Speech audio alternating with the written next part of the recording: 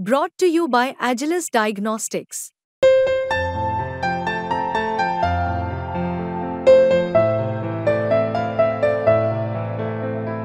Agilus Diagnostics.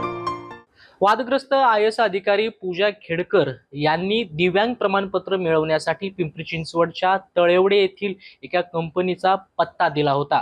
मात्र याच कंपनीच्या संदर्भात काही चर्चा आणि खुलासे समोर आलेले आहेत आणि या संबंधी माहिती जाणून घेण्यासाठी महानगरपालिकेचे अधिकारी मकरंद निकम सर आपल्या सोबत आहेत। सर, खरं तर हे आयएस प्रकरण तुम्ही ऐकलं असेल, बघितलंही असेल, परंतु हे प्रकरण आता आपल्या इथे येऊन थांबलेलं आहे।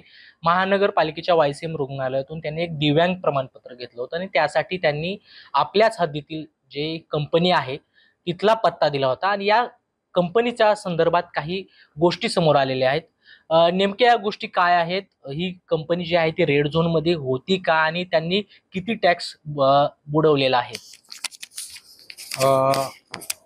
ती जी कंपनी आहे ती तळवडे येथील सर्व नंबर 53 मध्ये आहे आणि तो जो एरिया पाहणी केली असता तो रेड झोनमध्ये आहे आणि महापालिकेचा रेकॉर्ड पाहिलं तर त्यांनी महापालिकेची तर परवानगी घेतलेली नाही। तथापि ते स्ट्रक्चर जुनं असल्याचं काही कागदपत्र दिसतात, त्याच्यावरून त्यांनी आधी काही टाउन प्लॅनिंग डिपार्टमेंट किंवा अशी परवानगी घेतली आहे का हे तपासावं लागेल।